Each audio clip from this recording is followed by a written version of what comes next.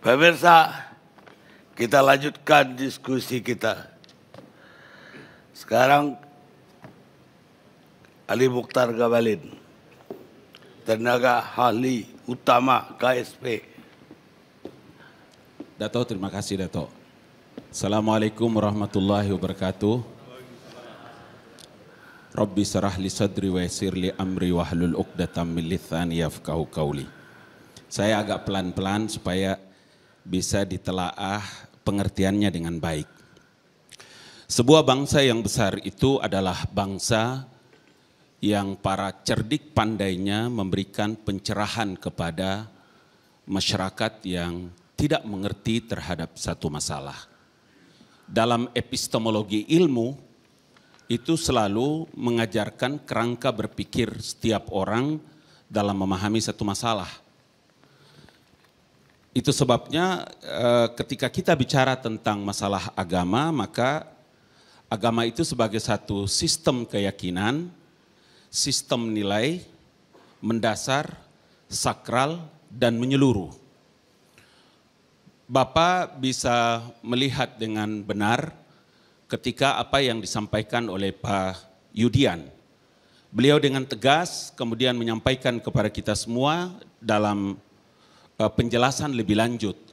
Karena itu memang tidak ada dasar prinsip yang harus disampaikan maaf dalam epistemologi ilmu dalam memberikan pencerahan kepada publik. Nah, posisi inilah yang menurut saya, kalau Anda bertanya apakah Muhammadiyah salah dan NU salah atau Majelis Ulama salah, saya hanya mau mengatakan bahwa mereka tidak melakukan tabayyun. Apa itu tabayyun? Check and recheck. In ja'akum fasikum binaba'in fatabayyanu an tusibu qauman bijahalatin fatusbihu ala ma fa'altum nadimin. Kalau ada satu masalah yang Anda dengar menurut perintah agama, kita paham agama, kita mengerti tentang tauhid, kita paham tentang syariah, kenapa tabayun itu tidak dilakukan dalam perintah Al-Quran? Salah dong kalau gitu. Itu yang saya bilang. Enggak, NU Muhammadiyah sama MUI salah dong kalau gitu. Karena itu saya bilang, Bang Karni, dalam posisi inilah maka sebagai orang yang mengerti tentang agama, Yudian ini kan saudara kita, kawan kita, orang yang diamanahkan oleh Presiden untuk memimpin lembaga yang menjadi legasi Presiden Joko Widodo setelah reformasi centang perenang Pancasila ini. Bagaimana tidak? Orang upacara 17 Agustus hormat bendera togut, Pancasila itu togut, demokrasi itu togut, nasionalisme itu togut. Kau mau hidup di negara mana? Kerangka berpikir inilah yang menurut saya harus dipakai karena itu perintah Al-Quran. Kenapa kita tidak junjung tinggi itu? Terlalu banyak orang beragama tapi dia tidak mengerti siapa Tuhannya yang dia sembah. Terlalu banyak orang beragama Islam tetapi dia tidak menggunakan konsekuensi keimanannya dan Al-Quran itu dalam sistem nilainya. Clear. Karena itu saya tidak ragu statement Pak Yudian itu. Saya tala al-badrun alaina. Nah, gitu. Apa yang saya mau katakan? Jelas, konkret, pemahaman agama yang sempit itu adalah musuh terbesar bagi Pancasila. Karena dari Al-Fatihah sampai dengan An-Nas 114 surat hanya diimani oleh orang-orang Islam. Dari kitab Kejadian sampai kitab Wahyu hanya diimani oleh orang-orang Nasrani. Orang Islam tidak percaya itu dan orang Nasrani tidak percaya Al-Quran. Mau cerita model apapun tidak ada yang percaya. Kehadiran Pancasila itulah. Maka Profesor Judian mengatakan, yang saya maksudkan adalah bahwa Pancasila sebagai konsensus tertinggi bangsa Indonesia harus kita jaga sebaik mungkin. Pancasila itu agamis. Karena kelima sila Pancasila ditemukan dengan mudah dalam kitab suci keenam agama yang diakui secara konstitusional. Di mana lagi salahnya? Tidakkah kita terima lagi itu? Makanya jangan menghadapi satu masalah itu menggunakan nafsu, tapi pakai akal. Gitu dong. Maka ilmu mantik menyebutkan apa? Al-insan hayawan natik. Manusia itu adalah hewan yang berakal. Maka ketika Anda tidak menggunakan akalnya, maka pasti manusia berada dalam perilaku seperti hewani. Bagaimana ada ulama menyebutkan kalau tidak bisa dibina, dibinasakan? Dari mana kalimat itu? Anda skeptis. Gak bisa dong saudaraku. Kita umat terbesar di negeri ini, kenapa kita tidak menjadi teladan bagi orang-orang lain? Gitu loh. Itu yang saya merasa penting untuk harus segera diklarifikasi. Saya perlu untuk menjelaskan. Karena konsep-konsep Al-Quran itu jelas menjelaskan itu barang. Makanya Al-Hujurat kan menjelaskan, jangan sekali kamu melakukan praduga prasangka. Karena kebanyakan dari orang yang melakukan prasangka dan praduga itu adalah pendusta menurut Al-Quran. Ada satu kelompok 5-6 orang anak-anak muda, ada 3 orang tua orang Islam. Dia duduk-duduk, kemudian azan maghrib dia tidak datang ke masjid, dia tidak sembahyang. Sampai Isya, selesai Isya, tiba-tiba ada orang non-Islam lewat depan mereka. Dia bilang, tutup itu jalan, geser sedikit. Ada orang kafir lewat. Dia lupa bahwa kalau ada orang Islam yang sengaja meninggalkan sholat 5 kali sehari semalam, maka dia jauh lebih kafir. Man taraka sholata muta'ammidan faqad kafara jiharan. Kau lebih kafir daripada orang yang kau tuduh kafir. Nah, dalam posisi itulah menurut saya Al-Quran itu bukan Pancasila, Pancasila itu bukan Al-Quran, agama itu bukan Pancasila, dan Pancasila itu bukan agama. Tapi sistem nilai agama itu, sistem nilai Al-Quran dan hadis itu ada di dalam Pancasila. Itu sudah selesai. Jangan lagi ente ungkip-ungkip tentang Marxisme, tentang PKI, tentang fitnah, tentang adu domba. Kalau beliau menyebutkan begini, coba Bapak bayangkan. Ijtima ulama itu adalah kesepakatan ulama dalam satu keputusan. Kalau ijtima itu dipakai kemudian menghadirkan Insinyur Joko Widodo dan Prabowo pada waktu itu, tidak ada masalah. Tapi Anda menggunakan predikat ulama. Al-ulama warasatul anbiya. Ulama itu adalah pewaris Nabi. Kenapa Anda begitu pincang dan tidak mengajak saudaramu yang lain? Boleh dong orang tegur, boleh dong orang keberatan. Itulah yang dikatakan oleh Profesor Yudian. Selama ini kita kan tahu bahwa fatwa itu adalah fatwa Majelis Ulama, fatwa Nahdlatul Ulama, fatwa Muhammadiyah. Itulah yang disebut oleh Pak Adian tadi, Pak Yudian. Ada sekelompok-kelompok kecil. Dengan pendapat itulah merusak sistem tatanan orang berpolitik hari ini. Maka jadilah sampai sekarang ini. Kenapa kita tidak move on? Sudah selesai urusan itu. Jadi saya ingin mengatakan bahwa mari kita pakai pilihan-pilihan kata yang bagus. Supaya apa? Supaya memberikan pencerahan kepada masyarakat Indonesia.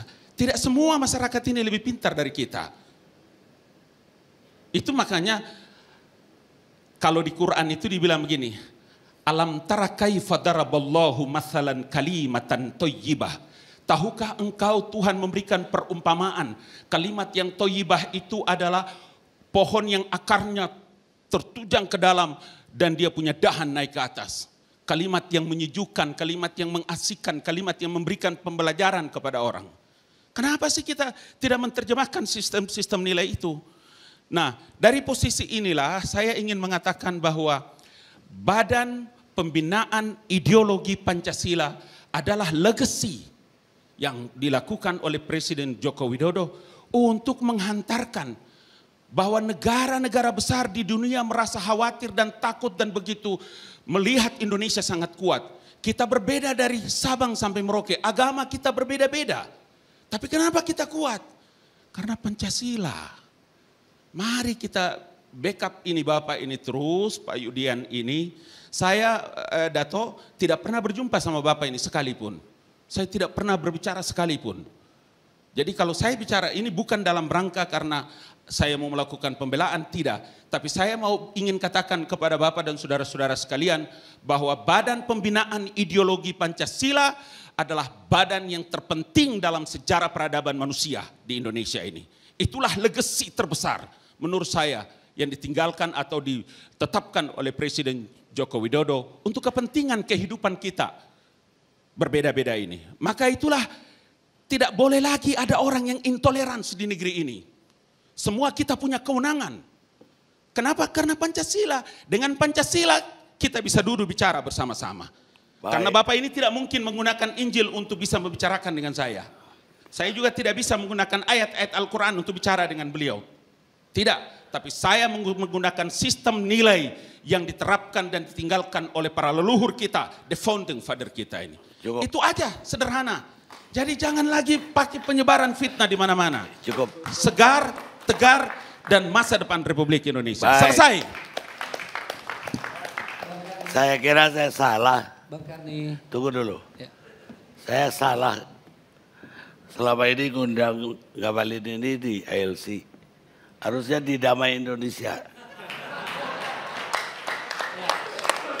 Saya siap. Kalau KI sekali-sekali mengundang juga saya mau. Hah? Dua di Apa Damai itu tergantung kebutuhan? di Damai Indonesia dan di masjid di TV One. Jumat. Ya. Jadi sebetulnya saya itu ingin kalau tadi setelah selesai saya mau pamit, memang ada urusan. Sebab saya tidak ingin di depan publik ya harus ya walaupun saya MUI tapi bagaimanapun Pak Ngabalin ada sorbannya juga ya. Jadi nanti kelihatan ini kok sesama ustadz ya. Tapi ada kalanya kita terpaksa harus menyampaikan kebenaran ya di depan umum untuk meluruskan hal-hal yang keliru. Yang pertama ya kalau tentu orang melihat secara sepintas ini kan bisa mandi dalil gitu. Tapi dalil itu banyak orang sering keliru. Comot ayat, comot hadis, tidak tahu dalil itu untuk apa. Iya. Dan inilah yang sebetulnya yang sangat disayangkan, ada orang-orang yang berani mengatakan manipulator agama ya di kesempatan tertentu. Lalu kemudian tidak pernah misalnya mau coba siapa tuh ya? Siapa? Saya sekarang kalau mau sebut nama, katakan nama saya. Saya siap menghadapi di mau terbuka, tertutup ya. Kita mau diskusi yang benar-benar.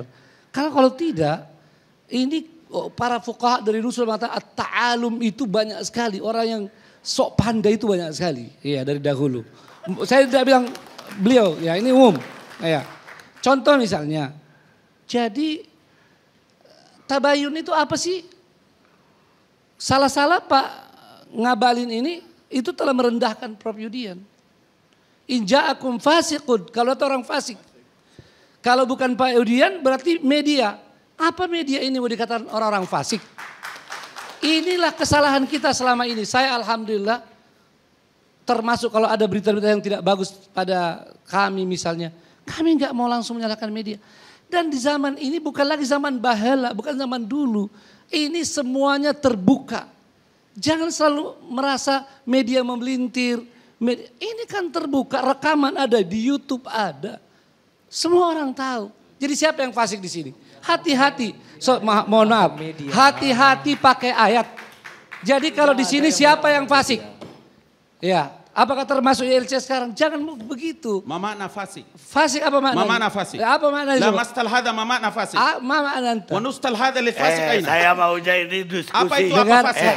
Saya mau jadi diskusi bukan Iya. bertengkar. Jadi gini. Kalau Iya, Anda dengar menolak dulu, dengar konsep dulu. ayat itu, kalau Dengar Anda dulu. menolak ayat fasik itu, Ngabalin, Anda dengar dulu. Baru ada jawab. enggak, jangan juga begitu. Tahu Nggak tidak bagus. asbabun nuzulnya ayat itu? Ini masalahnya. Asbabun nuzul ayat itu ada petugas zakat yang dikirim untuk mengambil zakat. Lalu dia kemudian bermalas-malasan. datang lapor kepada khalifah. Mereka tidak mau bayar zakat. Itu yang fasik. Kalau orang memberitakan berita benar, mana bisa dikatakan fasik? Sabar. Saya diberi kesempatan sekarang. Saya mohon maaf. Ya, saya diberi kesempatan. Saya sengaja diam, tenang Pak Ngabalin bicara. Padahal kalau boleh saya bisa potong setiap kalimat Ngabalin, termasuk bahasa Arabnya. Apa itu? Apa boleh buat? Hayawanun natik itu tidak ada dalam bahasa Arab. Hayawanun natik. Saya Pakai tidak menyebutkan itu bahasa Arab. Pakai Saya tok, menyebutkan bos. itu kaidah Iya. ilmu. Ini yang saya mantik. hindari. Terus terang, Itu kaidah sudah ilmu banyak forum. Nggak usah. Saya sebetulnya menghindar. Saya pernah di MNC. Saya masuk, saya tidak tahu bahwa saya menghindar. Saya salaman dengan saya tidak mau sebut sebetulnya. Saya salaman, saya izin ya, saya sibuk. Saya tidak mau berhadapan begini, tapi karena terlanjur, saya di sini. Jangan Dan terpaksa. kemudian sabar, Ustaz, saya jangan juga terpaksa. bicara, saya berhak. Anda silakan. Ada moderator. Silakan. Iya, Serahkan dia moderator. dulu. Kita belajar demokrasi. Silakan. Ada moderator. Ya. Jadi kita ini jangan sembarangan pakai dalil. Hati-hati MUI, Muhammadiyah NU. Siapa lagi yang kita mau hargai? Jangan dengan mudah. Kalau itu tidak sesuai kepentingan kita katakan fasik. Hati-hati, ini ulama besar. Kalau Anda berani, besok kita undang. Kita Insya Allah. ngobrol. Insya Allah saya Iya. siap. Iya. Insya Allah saya Ya. siap. Iya. Kapan dan di mana saya siap? Insya Allah, tenang aja. Jadi jangan Jangan seperti main itu. nantang-nantang begitu. Mana mungkin MUI, Muhammadiyah NU tiba-tiba dikatakan tidak begini. Saya tidak bilang salah, saya tidak bilang. Yang penting harus dilakukan. Kenapa tidak melakukan klarifikasi? Oke. Konsep tabayun itu makanya konsep Al-Quran, kalau Pak Zaitun. belajar agama, Jangan Anda membuat situasi belajar yang tidak dalil bisa itu, membuat orang belajar deframing. dalil Tidak harus bagus. lengkap. Mohon maaf ya. Sorry kawan, sorry kawan. Kalau dua-duanya ngomong, Ya. nggak ada yang Tidak ada bisa selesai. dipahami. Berkali-kali Bang Bang Karni bilang, oleh rakyat. saya indah supaya rakyat juga tahu. Berkali-kali Bang Karni bilang, apakah Muhammadiyah salah, apakah NU salah, apakah MUI salah. Saya tidak menggunakan kata salah. Yang saya mau bilang itu, kenapa tidak melakukan klarifikasi tabayun terhadap pernyataannya Yudian? Cukup. Di mana salahnya itu kalimat? Ya, makanya Cukup sekarang, makanya kalau Kalau kita bicara ini ilmu tafsir, perlu- kita belajar ilmu tafsir, Zaitun. Saya sekolah itu ilmu. cukup. Ya, kalau saya tidak ada masalah. Jangan juga begitu, Sekarang Bos. coba lihat ya, karena ini terlanjur saya jawab. Tidak usah terlanjur. Dalil yang namanya mau dipakai itu tabayun. Apakah sudah baca semua penggunaan dalil ini? Tidak semua harus tabayun. Bilal bin Rabah pernah berselisih dengan Abu Dhar. Abu Dhar menyatakan, ya Ummas Sauda, wahai anak orang yang hitam. Nabi nggak perlu tabayun. Apa maksudnya? Indaka mru'un fika jahiliyah. Kau itu orang yang ada jahiliyah. Sadar dia, minta maaf. Ya. Jadi dalam masalah ini kita dulu zaman terbuka. Sebuah pernyataan yang bisa dinilai oleh publik. Dinilai oleh MUI, dinilai oleh Muhammadiyah, NU dan juga agama-agama lain. MUI sendiri sudah melihat bahwa ini kan pernyataannya jelas. Dan MUI ini sebagai himayatul ummah, sebagai penjaga umat, sebagai himayatul din, penjaga agama, harus memberi pernyataan. Kalau tidak, nanti MUI dikira apa? Kenapa tidak memberi? Ini kan pernyataannya jelas bahwa musuh agama. Tentang klarifikasi silakan saja. Tapi tidak semua perlu tabayun. Bayangkan kalau semua juga harus ditabayun. Lalu kemudian saudara, maksud saya MUI sudah melihat, sudah membahas. Dan ini dalam rapat MUI tadi semuanya sepakat tanpa perbedaan. Bahwa jelas sekali pernyataan itu bahwa ini kekeliruan. Pernyataan mengatakan agama Ya, Bang, musuh cukup, Pancasila cukup. itu Bang jelas Karni, salah. Cukup. Dengar, wahai rakyat Indonesia, kalau Anda menyebutkan itu sebagai bentuk dari klarifikasi, yang kenapa Anda ikutkan dengan harus mundur, berhentikan, kalau tidak bisa dibina, dibinasakan. Kalimat apa itu, Ustaz Zaitun? Coba perhatikan. Tolonglah, Anda jujur bicara kepada sekarang rakyat jujur. Indonesia. Boleh Pak Kalau Karni? Anda ulama, jangan menggunakan kata-kata yang tidak mendidik umat. Pak Karni. Ada udah tanya, Gitu loh. dia jawab dong. Oke, saya jawab ya. Pak Karni, Itu. pertama itu bukan kata-kata saya. Yang kedua, Iya, coba makanya jangan sabar ada dulu, ada- sabar. ada- Saya Ngomong tidak lagi. bicara dengan Anda tentang materi itu. Ada nanya dia jawab. Ada. Dia panjang, I- saya harus bicara. ini baru mulai dia jawab. Baru mulai jangan dia jawab. umat juga tersesat dengan penjelasannya Ustadz Zaitun. Saya harus klarifikasi, ini saya harus menjelaskan. Acara malam ini Gitu. bagi saya memalukan. Ya. Jangan KI, acara hebat ini, jangan Enggak, memalukan memalukan. KI. Ya, jadi Hebat Bang Karni sedikit aja. Tadi kan rekaman yang dibikin TV One itu kan lengkapnya sambil tertawa Pak Kiai Muhyiddin ya mengatakan begitu. Ya kalau tidak bisa dibinasakan artinya dipindahkan. Itu kan ada jelas sekali. Bagus itu Pak. Iya, saya juga Tidak mengatakan. bagus. Mestinya Bapak tidak perlu tanggapi. Apa urusannya dengan Ustadz Zaitun? Menurut saya sudah cukup. Ya, Cukup ya? Sudah cukup. di antara mereka. Terima kasih. Tejo. Acara Bang Karni ini hebat. Setuju ya, Itu Tejo. aja. Tapi yang paling penting adalah karena ini adalah jurnalistik, paling penting Pak Karni. Saya ingin sekali lagi mengingatkan, kewajiban pertama jurnalisme adalah pada kebenaran. Esensi jurnalisme adalah disiplin verifikasi. Apakah- Tabayun artinya. Ah, itu Pak Karni. Apakah yang kami lakukan tidak klarifikasi? Nah, ini ada upaya Kami untuk lihat terus. videonya. Ada upaya Bang Karni untuk melakukan verifikasi. Makanya malam ini kita berupaya malam ini- mendidik. Malam ini saya panggil, undang berkali-kali namanya Ketua BPIP. Betul. Iya, Mendidik. untuk klarifikasi. Malam ini kita mendidik publik Ya. Bang Karni. Supaya Ya, tapi setiap jangan ada salahkan pernyataan, bahwa saya setiap tidak ada judul klarifikasi. berita, hendaknya kita lakukan verifikasi. Malam ini prinsip jurnalisme yang paling penting, verifikasi. Itu mengikat kita semua. Begitu Bang Karni? Itu yang kita Terima lakukan. kasih. Makanya kita undang Terima kasih. Profesor Yudi. Baik Bang Karni. Enggak lagi. Anda. Oke.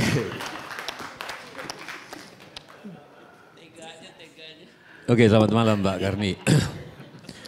Jadi ketika hari Rabu itu tanggal 12 ketika Pak Julian bilang begitu, saya termasuk menahan diri. Fajrul tolong bicara, saya lagi bicara, Pak Ngabalin. Saya diam ketika kalian semua bicara. Jadi apa salahnya gitu menganggap Pancasila sebagai musuh besar apa? Agama musuh terbesar, nggak ada yang salah bagi saya. Karena kan di dalam perjalanan panjang menurut Pak Suteki, Su itu baik, Teki itu tapa Pak, meditasi. Meditasi yang baik mudah-mudahan. Suteki, Teteki. Nah, Pancasila dalam perjalanan termasuk dalam Piagam Jakarta akhirnya sudah sejiwa, sudah agama sudah menyatu dengan Pancasila di dalam puncak-puncak sosiokulturalnya, bukan peribadatannya. Jadi satu, Pak Ngabalin sudah ngomong gitu, jadi satu. Sebetulnya Pak Steki tadi juga ngomong gitu, sudah jadi satu. Nah orang kalau sudah jadi satu Pancasila di dalam sosiokulturalnya jadi satu sama agama dan sebaliknya, ya siapa musuh terbesar diri sendiri? Pertanyaan saya, orang-orang pintar semuanya, siapa musuh terbesar Karni Ilyas? Karni Ilyas. Siapa musuh terbesar Jokowi? Ya Jokowi sendiri. Siapa musuh besar Sujiwo Tejo? Sujiwo Tejo sendiri. Apa salahnya dengan musuh terbesar Pancasila adalah agama? Karena agama sudah nyatu dengan Pancasila. Apa problemnya di mana gitu loh. Ini setelah perang terbesar mengingatkan ini perang yang besar. Tapi ada yang lebih besar, memerangi dirimu sendiri. Loh, agama memang beda Pak Julul sama Pancasila. Tetapi puncak-puncak sosiokultural agama ada di Pancasila. Jadi nyawicis, jadi satu. Gak salah mengatakan, tapi aku bukan membela kaum Pak Jokowi. Ketika aku membela ketua BPIP. Cuman mari kita sadar semua barangkali ini apa ya, kayak peringatan dari Tuhan ya sebetulnya. Saya gini loh, dari tadi kita ngomong kita bertentangan Pancasila. Oh itu aliran Pancasila sudah dimanai secara kiri. Oh, enggak Pancasila, kamu anti Pancasila. Enggak, kamu per Pancasila. Tapi enggak ada, Pancasilanya ada enggak sih gitu loh. Sama dengan aku mendirikan sebuah desa Pak. Desa ini saudara-saudara, saya kumpulkan semua. Kita dipersatukan oleh sumber mata air. Bu Irma saya lagi bicara, saya tidak baca HP ketika Anda tadi bicara. Saya akan berhenti ngomong sebelum semua berarti. Oke? Ya. Di dalam pertemuan yang sudah terjadwal, Sujiwo Tejo tidak pernah membuka HP. Karena saya sudah bisa ngasih tahu teman-teman saya, jangan HP-an dulu, aku lagi ada acara. Kalau di dalam pertemuan di jalan dadakan saya masih buka HP karena masih banyak yang gantung, Pak. Menurut saya inilah Pancasila. Inilah Pancasila yang nyata. Ada orang ngomong dengerin. Sorry Bu Irma, saya dengan kasih sayang ngomong ini karena saya termasuk sayang. Saudara-saudara, yuk kita ngomong. Mas Jiwo juga kayak orang yang paling bener gitu loh. Hah? Aku orang paling bener. Ya terserah gitu loh. Tapi kalau saya orang yang bener, ketika Mbak Irma tadi ngomong saya nggak perhatiin. Karena saya sudah merasa paling bener. Saya catat semua. Sujiwo Tejo. Ya udah terus.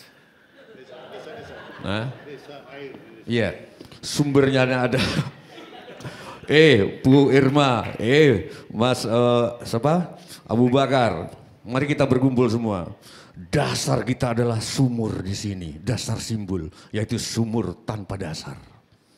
Karena tanpa dasar makanya mendalam. Tapi begitu diteliti sumurnya nggak ada, Pak. Jadi kita diskusi apa sebetulnya? Saya setuju sama Pak Suteki, kalau Pancasila itu ada, Erick Thohir nggak lebih ngetop dari Teten Mas Duki. Karena jelas-jelas saya malah nggak nyebut Pak Mubiarto sama Pak Adi Sasono nggak mundur lagi, Bung Hatta, Soko Guru Perekonomian Koperasi. Tapi kalau aku jalan di Sudirman itu, mana gedung-gedung milik koperasi ini? Katanya negara Pancasila ini. Jadi kita ini ngomong apa? Mending omongan diarahkan, yuk kita wujudkan Pancasila. Sekarang saya mumpung ada Pak Fajrul. Bisa nggak saya minta klarifikasi Pak Karni? Boleh. Pancasila itu kan ada gambar, ada kata-kata, poin 1, poin 2 sampai 5. Seperti orang sholat itu ada begini, ada begini. Nah bagi saya ini bukan orang sholat, ini gambar orang sholat. Sholat itu menegakkan prinsip-prinsip di dalam pergaulan. Aqimus sholat. Nah, enggak, jangan. Saya ada Pak Zaitun malu nanti. Tapi maksud saya, ada enggak sih Pancasila dalam Omnibus Law? Itu aja tolong jawab. Ya. 3 Omnibus Law, yaitu 1 Cipta Kerja, yang kedua adalah tentang perpajakan, yang ketiga tentang ibu kota negara. Intinya semuanya sebenarnya menurunkan langsung dari Pancasila, kemudian peraturan perundang-undangan yang ada. Yang paling gampang aja, Cipta Kerja itu membela UMKM, usaha mikro, kecil dan menengah yang menjadi bagian terbesar dari Republik ini. Keadilan sosial bagi seluruh rakyat Indonesia. Kemudian tentang ibu kota negara, kenapa kita harus misalnya pindahkan ke Kalimantan. Itu upaya untuk menjelaskan adanya pemerataan. Loh Anda yang meminta, saya menjelaskan. Aku nanya 2 hal. Pertama, ada. Soal lingkungan ada nggak izin lingkungan? Ada, kita tetap membela AMDAL. Tetap ada di dalamnya. Anda belum membaca tampaknya. Kan aku nanya, Anda kan aku belum baca. Ini tabayun gitu loh. Bagaimana Anda bisa berdebat tanpa membaca? Kan gawat aku kita. Enggak debat, aku nanya. Oh gitu ya? Masya Allah gitu loh. Gitu. Masa Pak, Bapak mau kopi Pak? Kamu mau debat, aku nanya. Bapak. Gitu loh. Tejo ini sahabat saya waktu di ITB. Dia sahabat saya Pak, tapi nggak datang waktu aku mantu. Sahabat apa itu Pak? Gitu. Saya berada di luar kota Bung Tejo. Saya minta maaf malam ini. Saya undang, undangannya disebar. Aku dapat undangan dari Tejo. Kan GR Pak, ini Fajrul pasti datang. Dan saya harus keluar kota Bung Tejo. Minta maafnya baru sekarang. Saya minta maaf, 1000 maaf. Saya juta maaf. Oke, pertanyaan saya sudah selesai. Ya. Kalau gitu, kenapa di setiap saya jalan, di setiap rumah-rumah makan, semakin rumah makan itu rame, semakin pelayannya itu manyun. Ditanya juga judes-judes. Yang seneng cuman kasirnya. Di mana Pancasila kalau gini? Berarti pengupahannya nggak benar dong. Rata-rata saya jalan ke Pantura, termasuk ke Purwakarta, sorry Pak Bupati. Dan yang rame-rame, Itu pelayannya nyebelin, Pak. Judes. Berarti kan nggak beres, capek. Sopir truk juga pusing.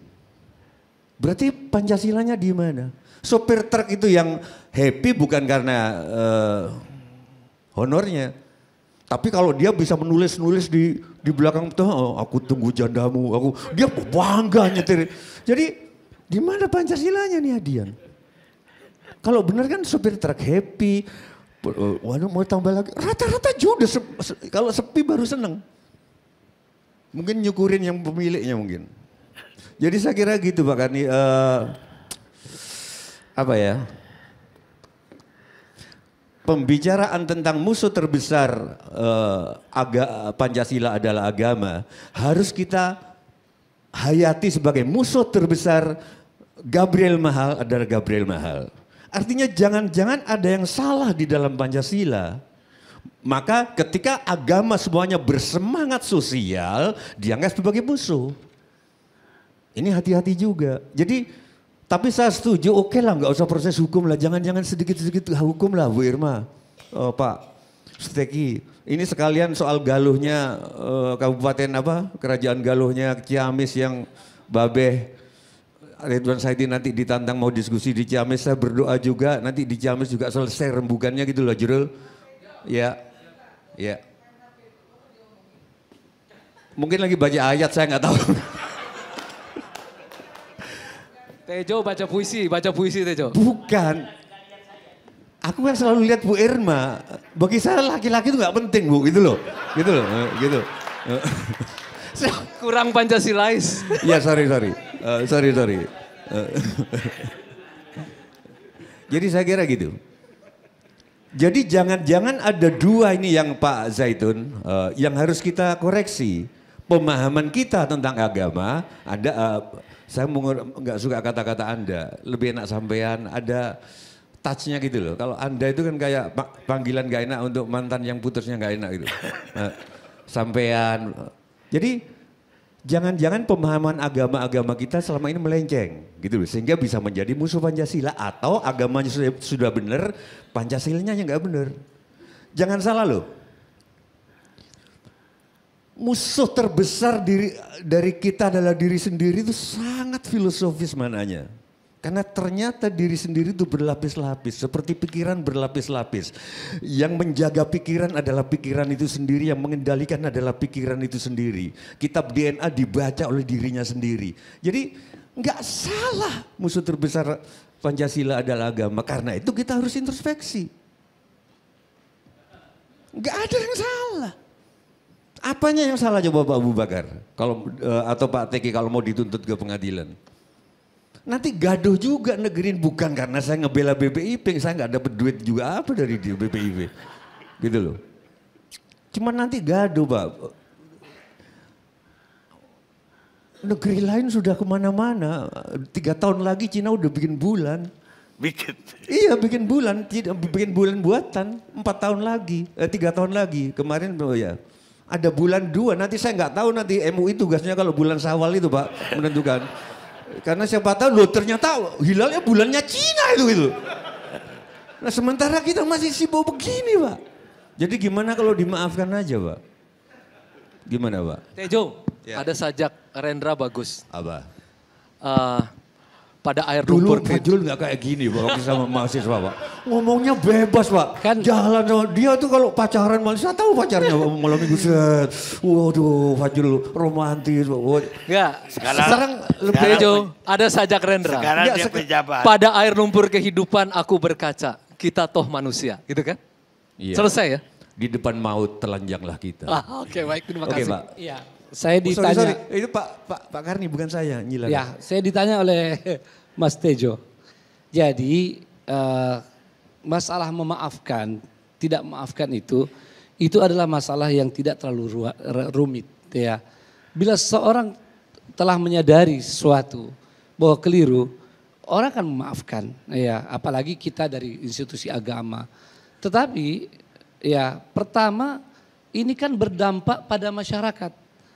Sorry, Iya. Ustaz Abang, dampaknya di mana? Dampaknya begini. Bukankah justru Pak Zaitun ini justru menghidupkan kembali bahwa musuh terbesar kamu adalah Iya. dirimu sendiri, maka musuh terbesar Pancasila adalah agama karena agama dan Pancasilanya tuh. Baik, kalau Mas Tejo perhatikan konteks daripada pernyataan ini, apalagi dikaitkan dengan satu peristiwa ijtima misalnya, ini kan mengarah kepada seolah-olah orang-orang yang berbeda, orang-orang yang kemudian berpikir kritis dan seterusnya, seolah-olah ini mereka menjadi musuh Pancasila. Itu baru dari sisi kasuistisnya.